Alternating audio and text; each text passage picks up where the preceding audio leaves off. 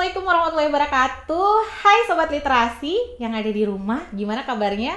Jangan lupa untuk terus like, subscribe, komen, dan share di podcast Literasi Sulawesi Utara. Hari ini, tuh kan libet, hari ini gue kedatangan tamu spesial banget, Kak Sania Rashid. Mungkin sudah tidak asing ya. Boleh kok Kak, hai. Balik lagi. Ya lo garing banget sumpah. Astagfirullahaladzim. Nih Sobat Literasi, karena mungkin ingat kali ya, kemarin Kak Sania tuh pernah datang ke sini juga untuk podcast Gede Pangrango. Yes. Dan sampai dia yang kayak sedih-sedih gitu. Dia menceritakan romantisme pendaki gunung Sheila. Hari ini dia datang dengan romantisme yang berbeda. Asik. Karena kita bakal keren ya kan? Asik. Kita bakal bahas soal buku yang sangat fenomenal, lagi viral banget hari ini di X dan di berbagai platform digital itu gitu ya. Readers pada melihat banyak perspektif dari buku ini yang mengangkat soal ini fiksi sejarah kan Kak ya? Fiksi sejarah, betul. Yes. Ya, fiksi sejarah, dan yang biasanya kalau buku itu menceritakan seorang tokoh, ya. Kalau fiksi sejarah biasanya diangkat adalah seperti itu. Iya ya. Yang biasanya diangkatnya adalah tokohnya, tapi hari ini yang diangkat adalah tempatnya. Bangunan bersejarahnya gitu ya. Yes.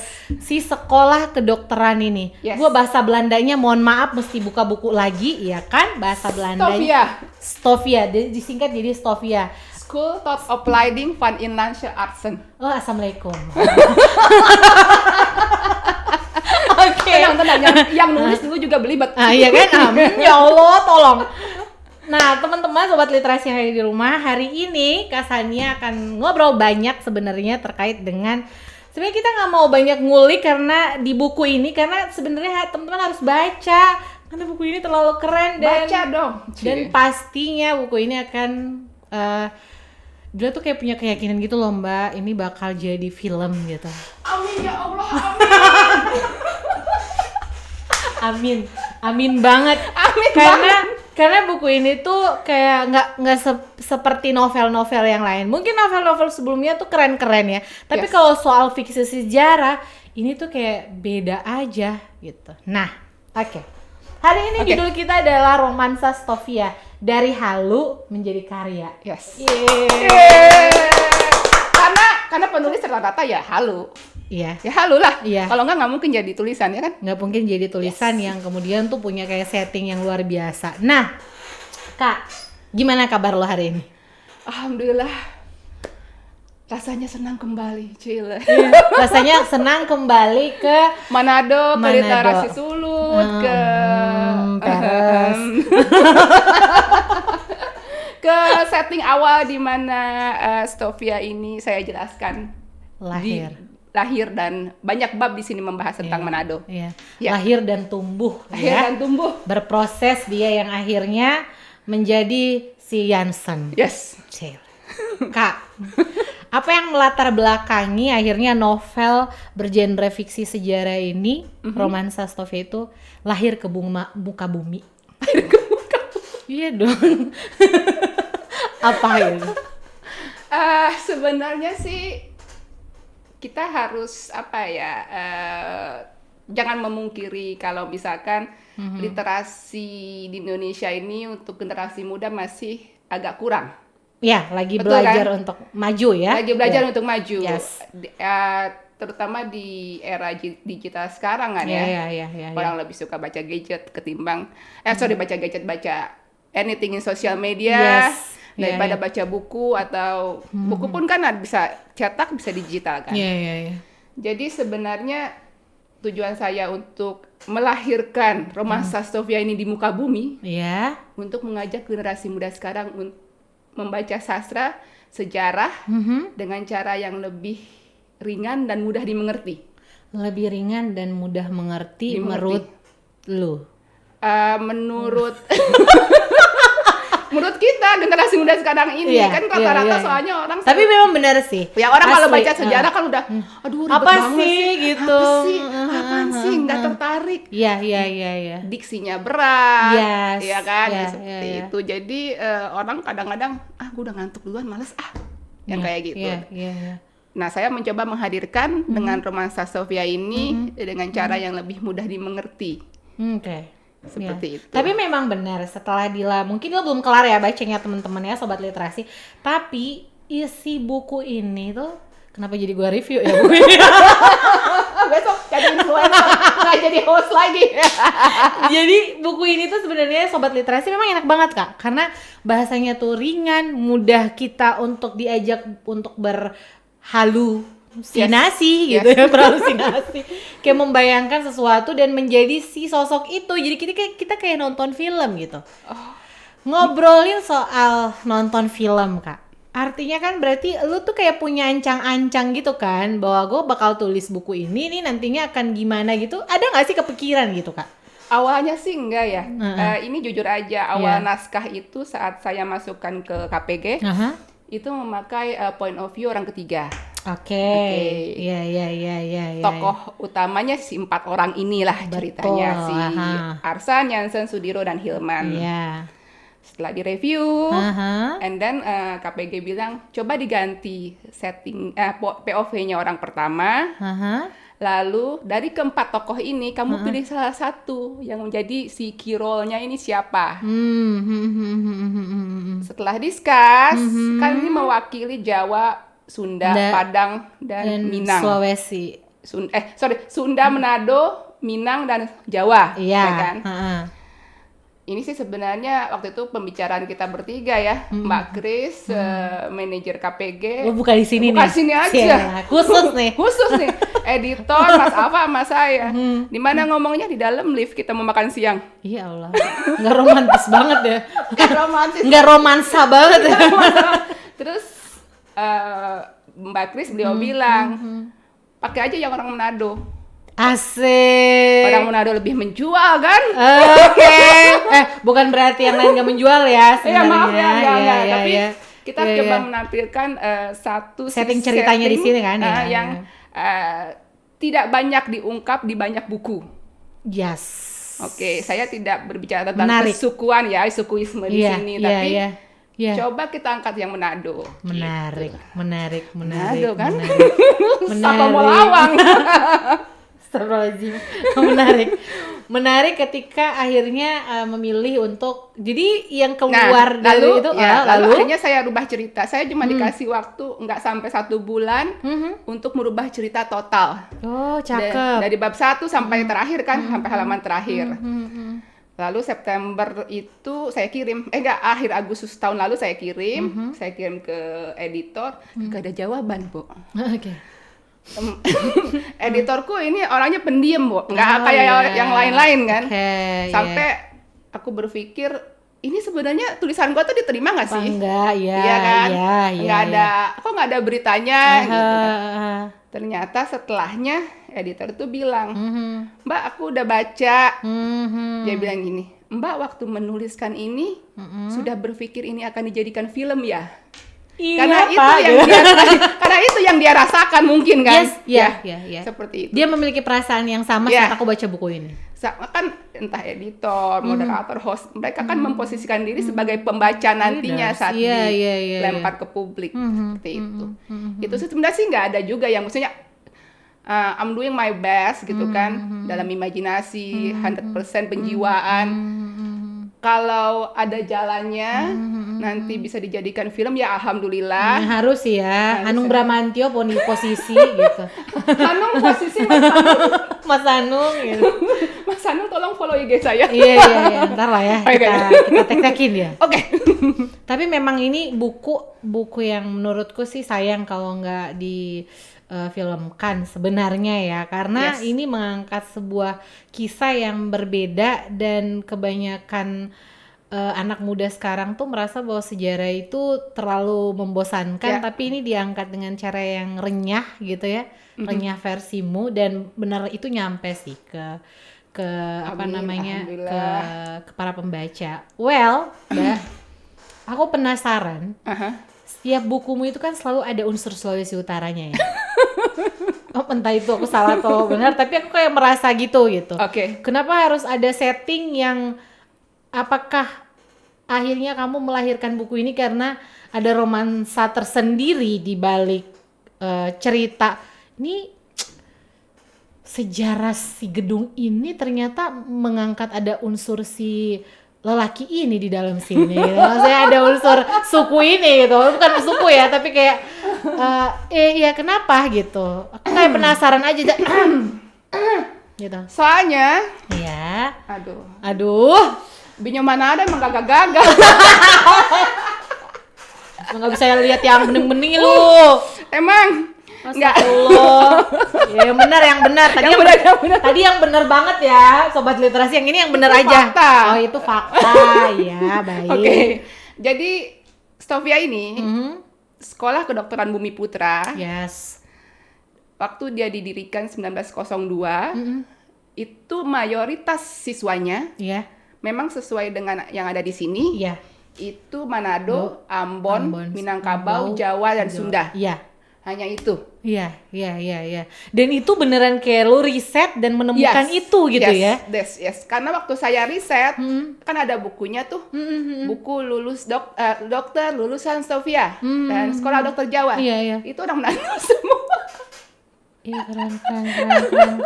Itu emang ada, memang faktanya ada, gitu kan. Dan itu kayak bukan orang Manado asli aja, tapi kayak ada yang blasteran banyak. Yang paling banyak malah blasteran itu atau imbang? Imbang sih. Imbang. Oke.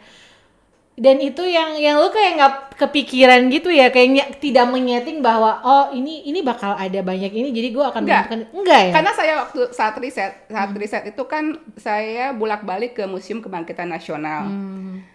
Ada namanya Pak Kozin. Beliau itu ahli sejarah Stovia lah, pamong budaya, ahli muda permusiuman di Museum Kebangkitan Nasional. Ya, dengan ngobrol, wawancara, memang beliau sendiri menyampaikan kepada saya, orang Manado banyak banget Mbak, sama orang Padang. Memang awalnya kan sekolah dokter Jawa, tapi setelah itu dibuka untuk banyak suku dari berbagai provinsi.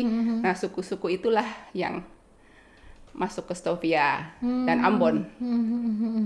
Itu yang akhirnya, tapi sebenarnya nggak ada, karena ada kesengajaan nggak ya. Cuman kayaknya energi itu ketarik aja ya Bu. ketarik kayaknya harus Sania Rashid nih yang nulis ini gitu. Iya, menarik. Dan jujur Li, pas baca itu settingan yang ada di khususnya di plot twistnya ya menurutku ya.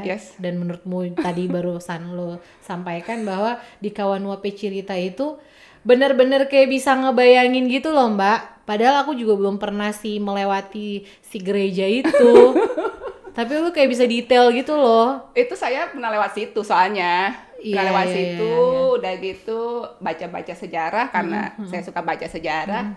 Ya udah ambil aja sebagai setting gitu. Iya. Plot twistnya kan itu romansa Stovia ada di Kawanua Pecirita ya. Yes. Kenapa harus Kawanua Pecirita yang menjadi plot twistnya? Karena struktur novel itu, struktur novel itu, yang pertama di bab 1 dia harus punya opening yang jedar. Ya kan, yang membuat pembaca itu, ini buku page turner banget gitu. Asik. Itu secretnya, Bo. Iya, itu secretnya. Setiap novel atau fiksi buatlah satu bab pertama yang cetar, membahana. Ini udah jadi tips nih. Oke. Udah gitu di bab 2 biasanya entah bab 2 atau bab 3 itu saya bikin plot twist. Kayak gitu. Emang udah nggak formula kepenulisan sih menurut gue aja sih. Formula Sania doang. Iya, tapi kan harus ada ya, setiap penulis itu kan selalu punya ciri khas. Yes. Untuk orang bisa tahu, kalau Sania Rashid kalau nulis pasti di bab sekian dia akan ada plot twist-nya gitu. Nggak harus nunggu di bagian akhir gitu kan. Nah, Kak Sania, bercerita soal si romansa Stovia ini kan berarti ini tidak mudah ya untuk riset dan segala macam. Sangat sulit. Membutuhkan waktu berapa lama dan proses seperti apa yang akhirnya Kak Sania bisa menjalankan dan lahirlah sebuah karya yang amazing ini?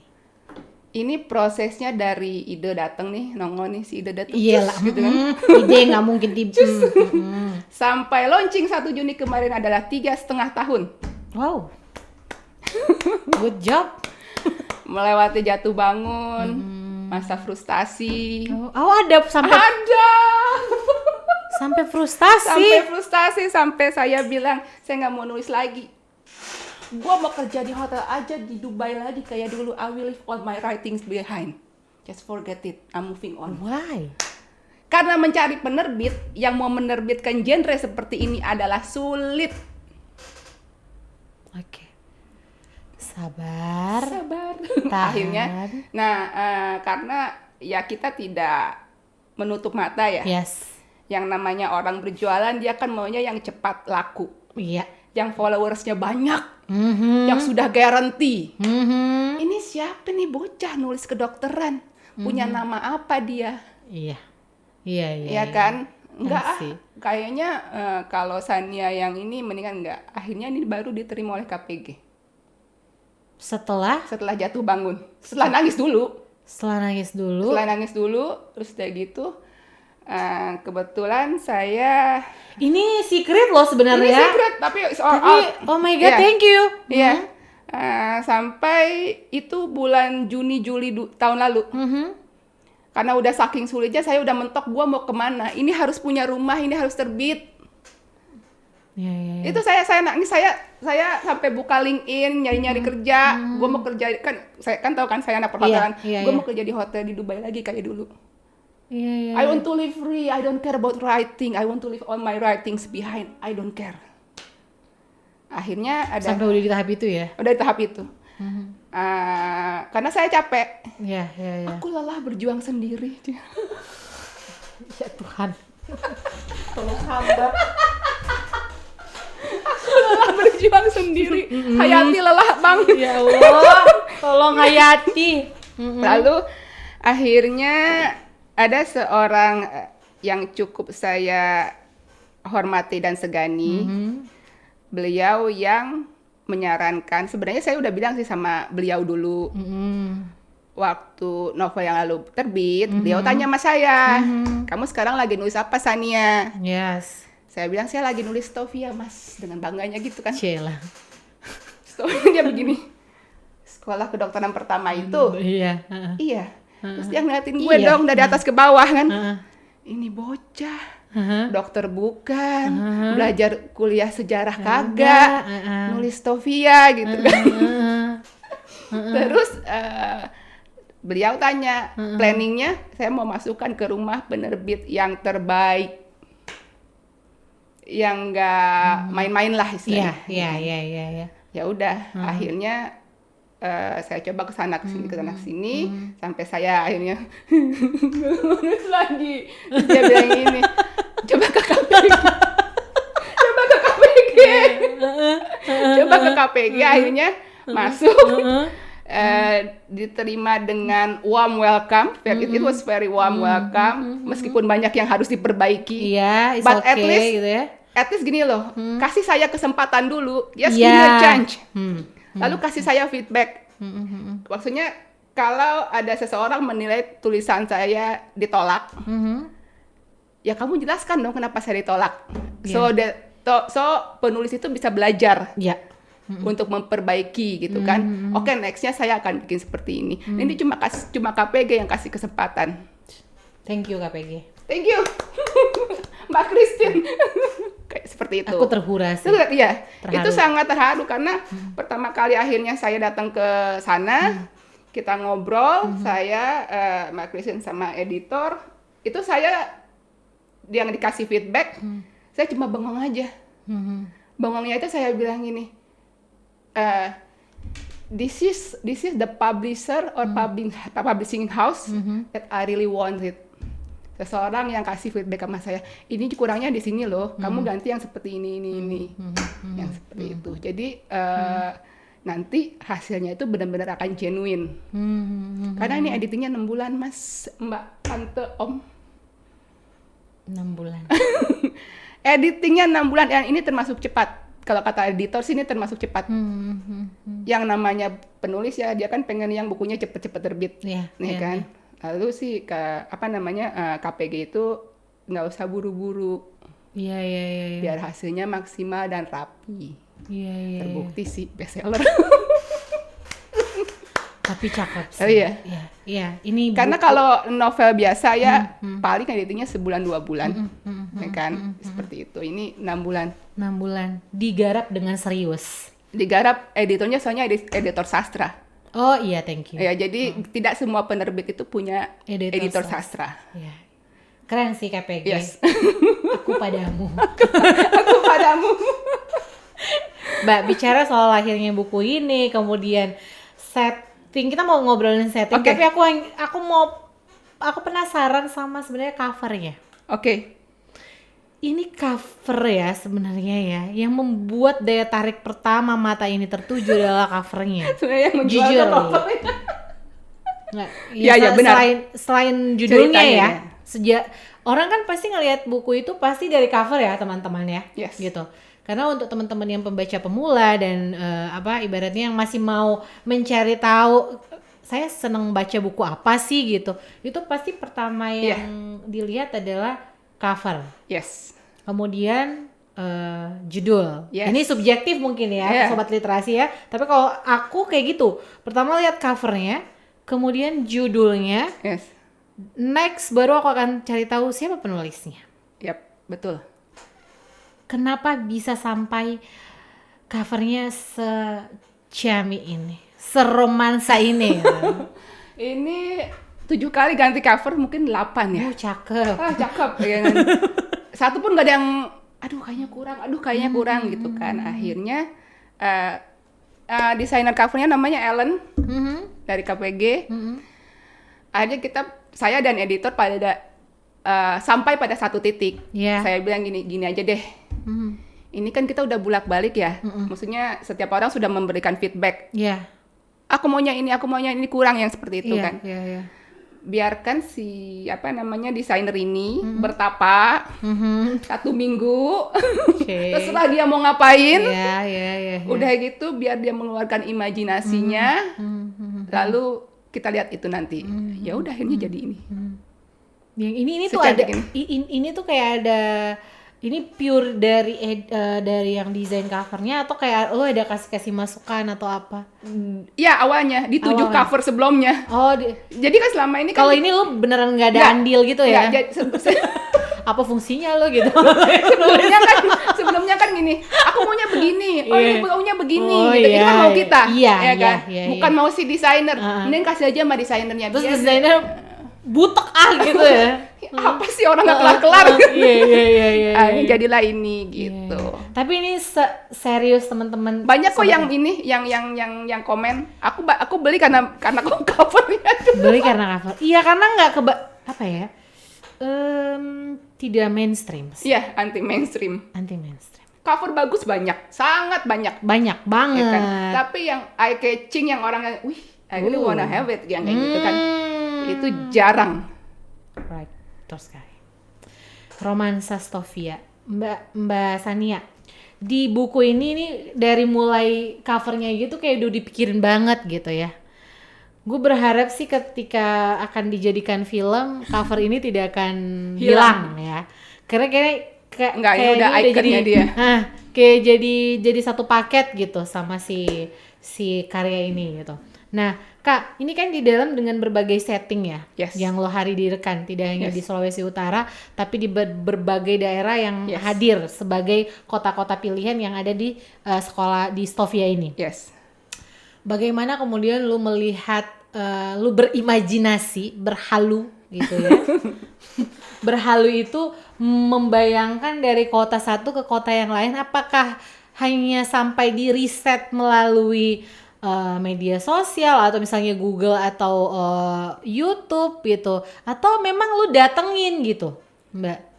Kalau penulis itu kan dia bisa mendeskripsikan sesuatu yang ia suka, yang ia tahu dan ia sudah pernah lalui. Iya. Ya kan? Tapi ini kan fiksi sejarah ini ya, kan Bu. Fiksi sejarah ya. Ini yang kayak realnya tuh ada realnya gitu. Ada, oke. Saya sudah pasti ke Stovia nih. Iya. Ya kan. Nama gue yang ngotot ya. Lalu tokonya kan 4 kan? Yes. Kalau si Jansen Manado, ya saya sering kesini. Oh iya. Yes.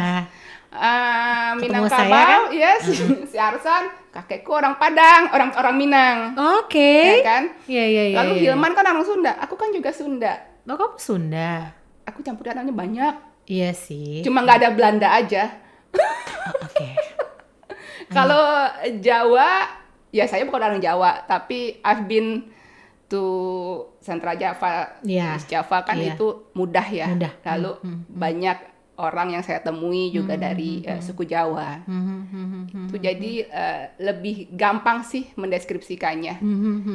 Gitu. Jadi kalau misalnya di Padang atau di mana rumah gadang itu seperti ini loh. Ya karena itu memang yang saya lihat gitu. Iya. Kayak lu menguatkan satu karakter dengan karakter tempat yang lain tuh seperti apa sih tipsnya gitu, caranya gitu? Caranya.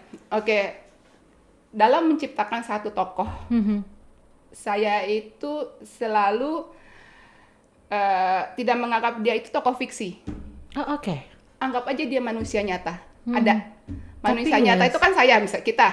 Iya. Kita punya nama panjang, punya asal-usul, punya kebiasaan, punya karakteristik, lalu punya orang tua, adik kakak, teman, saudara, antagonis dalam hidup. Jadi saya mencoba untuk menuliskan dengan segamblangnya bagaimana manusia hidup itu ada.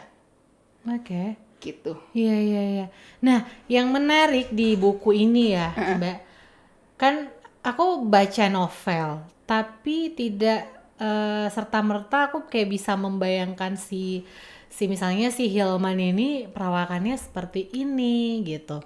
Dan itu nyata gitu, lo detail gitu. Sampai ditarikan matanya lo ceritain di situ, sampai bagaimana cara dia bersenyum dan segala macam.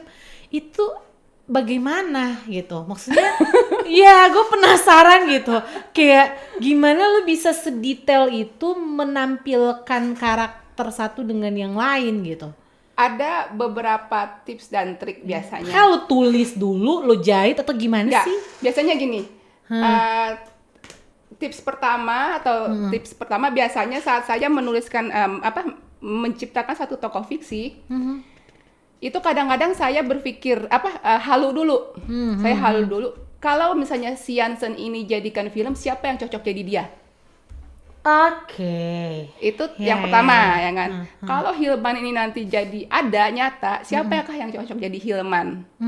Siapa yang cocok jadi Arsan, and so on and so on. Tapi ada juga kan yang kayak misalkan kita nggak bisa temuin di dunia nyatanya. Itu benar-benar harus full imajinasi. Imajinasi, oh Hilman ini karakter orang Sunda, Sunda anu kasep teh somea gitu kan, dia harus putih, tinggi, rata-rata dia punya lusung pipit, seperti itu. Lu bisa memberikan standar kecantikan gitu loh. Standar kecantikan. Standar orang Minang ini seperti ini. Iya. Standar Manado tuh seperti ini. Bahkan bahkan untuk pemilihan nama pun kan kita harus hati-hati. Hati-hati. Ada sih beberapa yang feedback sama saya, kayak si Jansen ini, Jansen Alexander de Vries Maramis, namanya bagus amat, modern amat 100 tahun lalu.